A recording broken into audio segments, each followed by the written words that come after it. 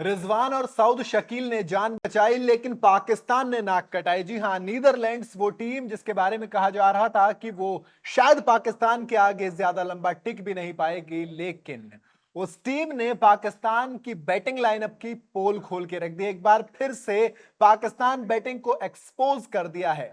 मोहम्मद रिजवान और सऊद शकील इन दोनों को हटाते हैं जो बड़े बड़े नाम थे, फखर जमान, बाबर आजम। बाबर आजम के बारे में कहा जा रहा था कि वार्म अप मैच में दो दो लंबी लंबी इनिंग खेल के आए हैं, 90 पे रिटायर होके गए थे। तो इस तरह की तमाम चीजें हो रही थी, लेकिन आज के मैच में जब पहला मैच खेला गया, जो ऑफिशियल मैच था, उसमें पाकिस्तानी बैटिंग लाइनअप के धागे खुल गए। मैं हूं असद, मेरे साथ है फारूक। हाँ फारूक, नीदरलैंड्स की बॉलिंग को कमतर आका जा रहा था, ऐसा लगा है देख के, और पाकिस्तानी बैटिंग लाइनअप की बहुत ज्यादा हाइप बनाई जा रही थी, और वर्ल्ड कप के पहले ही मैच में पाकिस्तान की पोल खुल चुकी है। किस तरह से देख रहे हैं? बिल्कुल असद, मैंने आज सुबह जब हम बात कर रहे थे मैंने आपसे कहा था कि आप उन दो वार्म अप मैच से मत भांपिए पाकिस्तान को, क्योंकि वो वार्म अप मैच जिस तरह से हुए थे, ऑस्ट्रेलिया के अगेंस्ट वार्नर आकर के बॉलिंग कर रहे थे, ऑस्ट्रेलिया के अगेंस्ट जब खेल रहे थे आप, तो लेबुशेन आकर के बॉलिंग कर रहे थे, स्टीव स्मिथ बॉलिंग कर रहे थे और उनको मारा गया था। तो कुल मिलाकर जब बल्लेबाजी पाकिस्तान की वो जो एशिया कप से खराब हुई है, वो लगातार चली आ रही है वार्म अप मैच में, क्योंकि उस तरह के मैच हुए थे, क्योंकि वहां पर आपका जो ओपोनेंट था शायद वो अपने सारे पैंतरे अपनाना चाह रहा था, इसलिए पार्ट टाइमर्स को भी लगा रहा था और हर तरह के हमें देखने को ये साफ साफ मिल रहा था। और मैंने आपसे इसीलिए सुबह ये बात कही थी कि उस कंडीशन पर और उस सिचुएशन के बेस्ड आप मत जज कीजिए, क्योंकि जो पूरी की पूरी कंडीशन रही है, आप चाहे फखर जमान की बात करें, बाबर बिल्कुल। आजम की बात करें या किसी भी खिलाड़ी की बात करें, वो स्टेबिलिटी हमें एशिया कप के बाद लगातार देखने को नहीं मिली है। जैसे ही टीम नंबर 1 बनी उसके बाद टीम की परफॉर्मेंस खराब हुई है लगातार, और आज भी हमें एक बार फिर से वही देखने को मिला। हालांकि हमने ये सोचा था कि नीदरलैंड के अगेंस्ट ये फॉर्म वापस लेकर आएंगे, लेकिन ये बिल्कुल। बद से बदतर हो गए। फर्क उसकी बात जो आपने कही, ये नंबर वन वाली, मिसबा का भी इस पे बयान आया। मिसबा ने कहा कि आप छोटी टीम के साथ खेल के जी। नंबर वन बने। आप नीचे की टीम्स को देखिए, वो आपसे ज्यादा स्ट्रांग है, जैसे कि ऑस्ट्रेलिया, इंग्लैंड, इंडिया। इनको जब आप देखेंगे, ये आपसे ज्यादा स्ट्रांग है। दूसरी चीज, फखर जमान की बात करूं तो पिछली 10 इनिंग में कोई बड़ा स्कोर नहीं, कोई भी बड़ा स्कोर नहीं है। हालांकि एक चीज ये है कि आंकड़े 2023 में उनके साथ इसलिए क्योंकि जो 3 सेंचुरी आ गई थी, और हम्म, न्यूजीलैंड के अगेंस्ट घर पे उनके शुरुआत में। सिर्फ वही है। जी हाँ। उसके अलावा कुछ नहीं है उनके पास। उसमें एक 180 वाला रन है, बाकी 2 सेंचुरीज हैं, तो जिसकी वजह से उनका एवरेज जो कल तक 46 था, वो खिसक के 43 पे आ गया है 2023 के अंदर। और फिर उसके बाद बाबर आजम की बात करें तो एक बार फिर से कंटिन्यू पुअर फॉर्म। आप वार्म अप मैच में भले रन मारे, लेकिन वो किस काम के रन? सही बात आपने है। जो ऑफिशियल मैच आया, तो उसमें आपने मैं कहना नहीं चाहता, लेकिन आपने बिल्कुल वो काम कर दिया जो आपको नहीं करना था, जो आपको घर पे जाके किसी एक शौचालय में करना था, वो आपने आज पिच पे किया है काम। और आप देखिए नीदरलैंड जैसी टीम के सामने आप ऑल आउट हो गए हो। मतलब 14 आप 49 ओवर, एक ओवर रह रहा था, फिर भी उससे पहले आप ऑल आउट हो जाते हो नीदरलैंड जैसी टीम के सामने। तो अगर आप ऑस्ट्रेलिया और इंडिया और टीमों से खेलोगे तो क्या परफॉर्म करोगे, कैसे परफॉर्म करोगे, आई डोंट अंडरस्टैंड। क्योंकि यहां पर वो टाइम था, बाबर आजम ने टॉस के वक्त कहा था कि we are looking for 300 plus score. आप माइंडसेट के साथ आए थे, लेकिन आप नीदरलैंड के सामने नहीं टिक पाए, दो सौ ऑल आउट, छियासी मतलब ऑल आउट हो गए आप। 286 क्या 286। मतलब? अब वो तो देखिए नीदरलैंड्स गेम में है। 286 बन गया क्योंकि क्यों? दो खिलाड़ी ने रन दो बना खिलाड़ी दिए। लोअर ऑर्डर में अच्छा खेला। जी हाँ। हारिस रऊफ मार के गए, शाहिन अफरीदी रन मार के जाते हैं, मोहम्मद नवाज रन मार के जाते हैं, शदाब खान रन मार के जाते हैं। इनसे आप उम्मीद नहीं मुझे रखते हैं लगता है इनकी। 38 30 रन वहां पड़े हैं, फिर सबने 68 ऊपर पड़े हैं, वरना जो टॉप ऑर्डर आपका कोलैप्स हुआ है उस बहुत तरह से मेजर कोलैप्स। 286 बहुत आगे है। और मिडिल ऑर्डर की जिम्मेदारी इफ्तिकार पे थी। इन्होंने भी वार्म अप मैच में अच्छा खेला, इन्होंने एशिया कप में भी कुछ एक इनिंग खेली, लेकिन वर्ल्ड कप जैसे इवेंट में आके आपने फिर वो चीज नहीं की जिस चीज के लिए आपको हो। आप मतलब टॉप बिल्कुल। ऑर्डर को बात करेंगे, पूरी तरह से कोलैप्स। बाबर आजम, फखर जमान, इमामुल हक।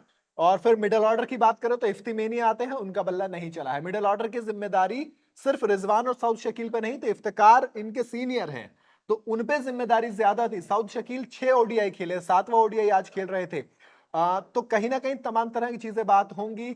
और बात होगी फखर जमान के ऊपर भी, क्योंकि जी हाँ। अब्दुल्ला शफीक कंटेंट में है बिल्कुल ओपनिंग बिल्कुल। स्लॉट अब के लिए। यहाँ पर अब तक पाकिस्तान मौके देता आ रहा था, लेकिन नीदरलैंड के अगेंस्ट आपको, जैसे देखिए शुभमन गिल नहीं चल रहे थे, शुभमन गिल का बिल्कुल। आईपीएल के बाद कहीं ना कहीं बल्ला रुका हुआ था, नहीं चल रहा था, लेकिन उन पर बैक टू बैक सपोर्ट दिया जा रहा, और उस सपोर्ट को उन्होंने जस्टिफाई किया नेपाल के अगेंस्ट, और उसके बाद वो जो टच में आए, उसके बाद चाहे पाकिस्तान से खेला हो आपने, चाहे आपने श्रीलंका से श्रीलंका से खेला खेला, हो, या आपने बांग्लादेश से बांग्लादेश खेला, से खेला हो, या आपने आप ऑस्ट्रेलिया से ऑस्ट्रेलिया से खेला हो, खेला हो। तो बिल्कुल। आपने सब में परफॉर्म करके दिया। पिछली 4 इनिंग में उनके 2 सेंचुरीज, 1 हाफ सेंचुरी, मतलब आपकी एक बार टच वापस आई, उसके बाद इररिस्पेक्टिव ऑफ ओपोनेंट आपने स्कोर करके दिया। तो यही होता है एक, मतलब एक अच्छा खिलाड़ी। फखर जमान पर लगातार भरोसा जताया जा रहा है, वर्ल्ड कप में लेकर आया गया और नीदरलैंड के सामने खड़ा किया गया, बट आप वहां पर भी फेल हो गए, तो बिल्कुल सवाल उठेगा उन बिल्कुल पर। स्कोर कार्ड देखेंगे तो फखर जमान ने 12 रन बनाए, इमामुल हक ने 15 रन, बाबर आजम ने 5 रन। जी हाँ। तो ये टॉप ऑर्डर इनके यहाँ गए। फिर आते हैं इफ्तिकार अहमद 9 रन। अब बीच में साउद शकील और मोहम्मद रिजवान दोनों 68 रन जरूर मार गए, बट जो मेन बैटर्स थे वो इनके जाते हैं आपके बाद। उसके बाद शदाब खान 32 रन मार के जाते हैं, वो अच्छा खेलते हैं। हसन अली वापसी कर रहे थे एक लंबे अरसे के बाद, गोल्डन डक पहली बॉल पर आउट हो जाते हैं। और बैज लीड को, बिल्कुल बैज बैज लीड लीड के के बारे बारे में में बात बात करनी होगी। होगी, वही वही नाम याद आ गया, बैज बिल्कुल लीड के बारे में बात करनी होगी। वाले 4 साहब छोड़ विकेट के लिए, गए थे जी हाँ। लेगेसी, उसी को आगे बढ़ाया फारूक। बिल्कुल बिल्कुल, उनके उनके father, I think 7th pair है जो फादर सन वर्ल्ड कप खेल रहा है। बिल्कुल 3 वर्ल्ड कप खेल चुके हैं, 96 का, एंड उसके नीदरलैंड बाद, जितने वर्ल्ड कप खेला जी उनके हाँ फादर ने हाँ, खेले हैं। उनके फादर ने खेले हैं, तो सीधा 3 सीधा वर्ल्ड कप नीदरलैंड से वो खेल कर आए हैं, और उसके बाद अब बैज द लीड उनकी उनके लेगेसी और को फॉलो कर आगे रहे हैं, बढ़ा रहे हैं। और और आज पहले पहले मैच में मैच में ही 4 विकेट ले ली। 4 विकेट तो पाकिस्तान का जो पाकिस्तान के खिलाफ ये, मतलब, सो कॉल्ड टॉप ऑर्डर था उसमें से ऐसे निकल गए, वो मक्खन की तरह जी जैसे हाँ, छुरी बिल्कुल। निकल जाती है ना। पूरी की पूरी नीदरलैंड की बॉलिंग अटैक, जो 3 विकेट शुरू के गिरे, वही वो तो अच्छा है कि आपको 268 के स्कोर आ गए, जहां से थोड़ी स्टेबिलिटी मिल गई, और वरना लोअर ऑर्डर 150, ने कंट्रीब्यूट कर दिया, हाँ, वरना नवाज और 150-200 शदाब में ने। निपट जाते। आप ये जो एक्स्ट्रा 80-86 रन आए, ये उसी वजह से आए हैं। ये 200 पे निपट जाते फारूक, 200 पे बिल्कुल। निपट जाते अगर वो शदाब खान, मोहम्मद नवाज इतना नहीं चलते। नीचे हारिस रऊफ, शाहिन शाह अफरीदी। हारिस रऊफ ने एक छक्का, एक चौका जड़ा, 2 हाँ, वो चौके, लास्ट के देखिए तो वो 13-16 रन जो 16 है ना, रन ये वो बहुत हो जाते हैं। कितने हो गए आपको, 29 रन हो गए, लगभग 30 रन लेके चलो, देखो तो ये लास्ट के हारिस रऊफ साहब 30 नहीं रन मान के काफी चलते ना, इंपॉर्टेंट है। जी हाँ। तो और ऊपर के मान लो 150 पे निपट रहे थे, तो वो 30-40 रन एक्स्ट्रा मिल जाते हैं इनको। 68 हम्म, 68 का स्कोर, चलो वहां तक बैटिंग वही ऑर्डर थी, वही लेकिन वही, उसके नीचे वाले सारे बिल्कुल, बोनस रन होते हैं, वो मिले। राइट।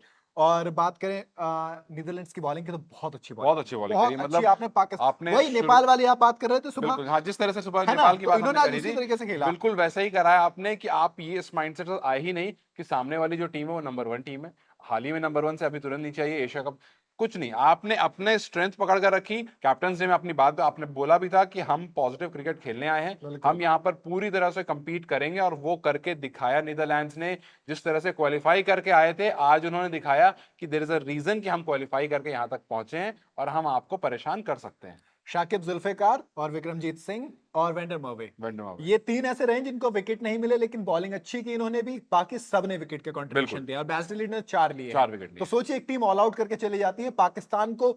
अब मुझे नहीं पता वो मैच जीते या ना जीते, लेकिन दिमाग लगाने की जरूरत है, सोचना जरूर पड़ेगा। बिल्कुल। आप नीदरलैंड्स के सामने अगर ऐसे कोलैप्स करेंगे, तो अगला मैच आप इंडिया से खेलने वाले हो, आप उस वक्त में क्या करोगे? क्योंकि इंडियन बॉलिंग लाइनअप ऐसा नहीं है ना कि आप उसको, वो अगर आप यहाँ 286 बना रहे, तो आप शायद फिर वही वाला हाल होगा जो एशिया कप में हुआ था आपका। आप 300 की बात करते हो, आप सिमट जाओगे 150 200 पे। आप फिर ऑस्ट्रेलिया से खेलोगे, इंग्लैंड से खेलोगे। शायद नीदरलैंड्स आपको एक बूस्ट देने के लिए शायद राइट। पहला मैच था, एक किस्मत अच्छी थी आपकी, लेकिन आपने वो चीज नहीं बनाई।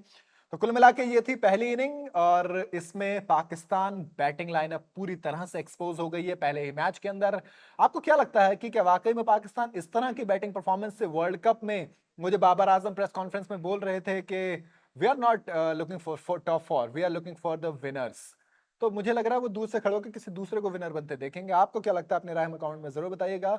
वीडियो अगर आपको पसंद आई हो तो इसे लाइक और शेयर जरूर करें, और जाते जाते चैनल को सब्सक्राइब करना बिल्कुल ना भूलें।